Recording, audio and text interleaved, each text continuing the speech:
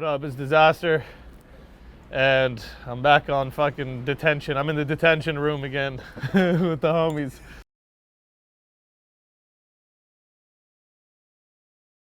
So let's talk about Billy Boondocks. Let's get it out of the way. Yeah. You knew him first as Mr. E.T. Yeah, Tell me that's how I about met him. how you first met him.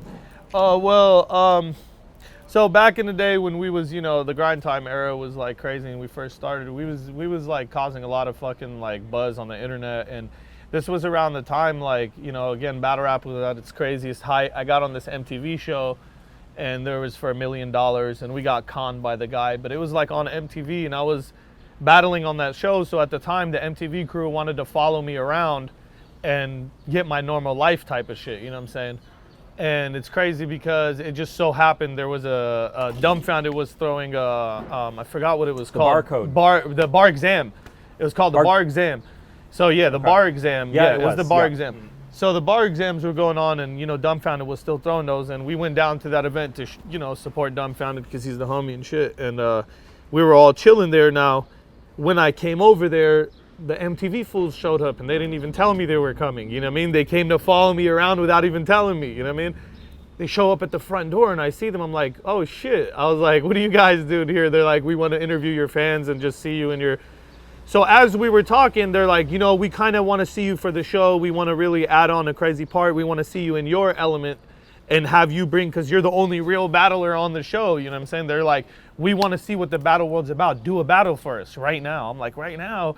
They're like, yeah, aren't you the guy? I was like, all right, you know me, I'll do a battle right now. I was like, I'll do 2 rounds against whoever. And Dumbfounded had this kid called Mr. E.T. that was like, I'll battle whoever's over here. I'll fucking kill him. And so they immediately matched me up with him. I met him right on the spot. They told me what his name was. I just freestyled about him. Like, it was just like right there, all that Mr. E.T. shit.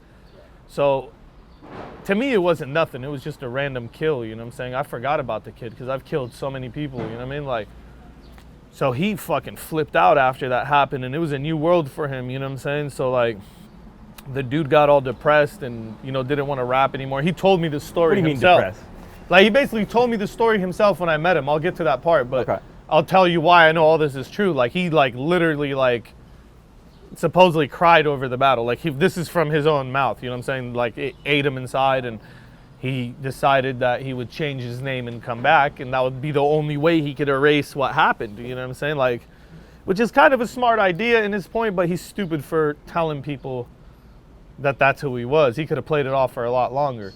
So at the Bola event, the day before I battled Math, day 1 I was there, and he walked up on me with his girl, you know what I mean? And he had really disappeared from the scene for disappeared for a long time. That's after I battled him, you know what I mean? Mm-hmm. So then he shows up with his girl, and he walks up to me, and he just looks really friendly.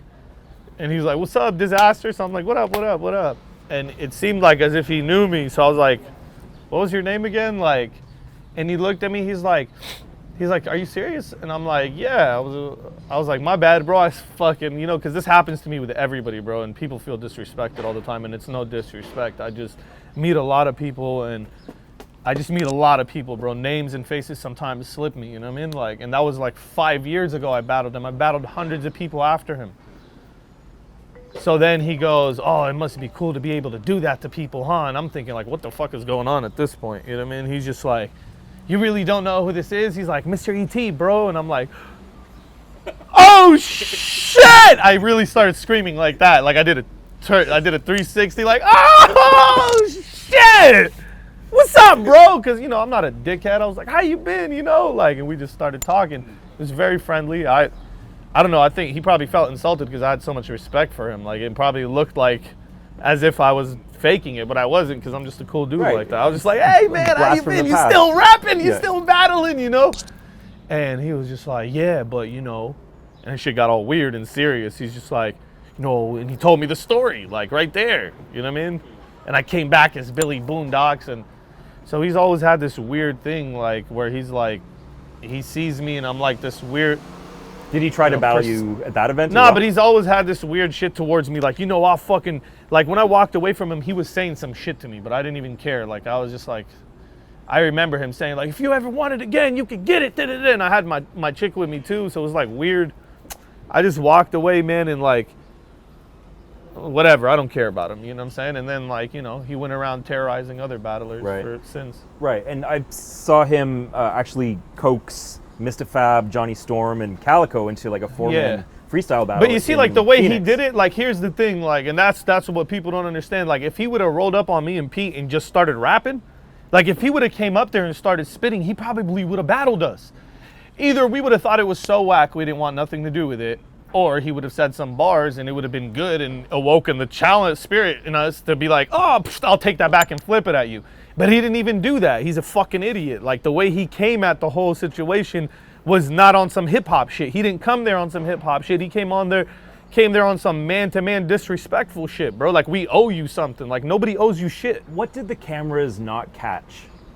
Like me just punching his face out on the ground, like that. But like because I stopped hitting him because he just did this and that, and he wasn't fighting back. So I just stopped hitting him, and then he tried to kick me as soon as I like went off him. Like, it was just weird. But like in the lead up, because there was like maybe 2 or 3 minutes. Oh, what they didn't catch before? Yeah. It was just him rolling up on us. The way he rolled up on us in the beginning was obnoxious as fuck, bro. I can't even describe to you how obnoxious it was. It was crazy as hell. You know, I'm there. I haven't been to a King of the Dot event in fucking forever. I'm there seeing these people. They're all like my family members, bro. Everybody's there, bro. All the homies, Fredo, Thesaurus, Lush. I haven't seen Lush in weeks. We haven't been hanging out. He's been busy doing his shit, you know what I'm saying? Like, so I'm there trying to smoke with my people. I haven't seen everybody's looking fresh. We're like, you know, I'm feeling like, yeah, what's up? How you doing? You doing good? We're all talking about how good we're doing. And then he jumps out of nowhere like, what's up, y'all? Like, we're like, what the fuck? Like, and it was just how he came at us. Dog, it was just like, hey, man, what's up? I look up to you guys, like doing some weird victimizing shit, like playing a crazy, and you could tell it's fake. Like, he's playing this I'm a victim role, like, and it was just really annoying, and it looks like some whack Broadway act, like, straight up. It looks like some failed Broadway shit. So then we had the fight. The fight happened. You know, I don't know what happened after the fight because we both got pulled off by people. Some guy bear hugged me and took me off him. What made, because for a lot of the lead up, you're kind of sitting there, and there's one point where Lush kind of puts his hand out saying like, don't do anything, don't do anything. Lush knew the shit was gonna escalate because he fired on Lush a couple weeks ago. So he came to an event and, you know, threw one of his gay little swings, you know what I'm saying? Like, threw a little fucking rainbow fucking windmill or whatever the fuck that was. And he did that to Lush and missed and hit the homie Rifleman or some shit, you know what I'm saying? Like, just some whack ass shit. Then talked to Helen and like people that are like family members to me, like, bro, like just disrespect and all crazy. Came there, did the same thing to J Pro. I'm hearing all this shit in my ear, like Malathion's my homie, bro, like, for real, like, that's a little guy, bro. Like, so he's not a fighter. This fool like came up to Malathion and knocked all his CDs out of his hand. Like, he thinks he's some fucking type of tough dude. Like, he's gonna come to our events and disrespect our family members like that. Like, Avocado, like, he put in all that shit for that event. He came there and just disrespected, bro. That's why Avocado told him, I'll fucking snap your little bird chest in half.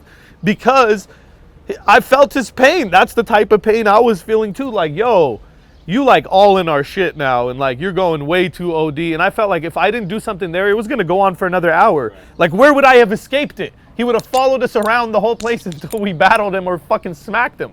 So was it a conscious move? Like, because you're kind of sitting there and I was fighting it. You jump. I was fighting it. You could tell. You could look at me. I'm like, don't do it. First, I was thinking of kicking him straight in the face. Like, that's what I was initially gonna do, or KOing him, like, which would have been equal if I kicked him, or, you know what I'm saying? Like, and then I was like, I can't do that to this guy. I'm just gonna let it go. And he's still all up in our ear, all up in our ear, all up in our ear, all up on our, and it's the same shit that I was telling you about. Like, I've always had this growing up. Like, you know, my family was dysfunctional. They all yell at each other, and, you know, I can't take noise. I'm always the dude that comes out and tells everyone to shut up because I need just a moment of silence. And that's kind of what it was. Like, even the dog knows in the house, like, when I just go, shut the fuck up, like I'm trying to sleep, it's done. You know what I'm saying? Like, so it was kind of one of those, like, I just wanted his voice to go away. So when I first grabbed him by his throat, I was just going to grab him and be like, yo, shut the fuck up.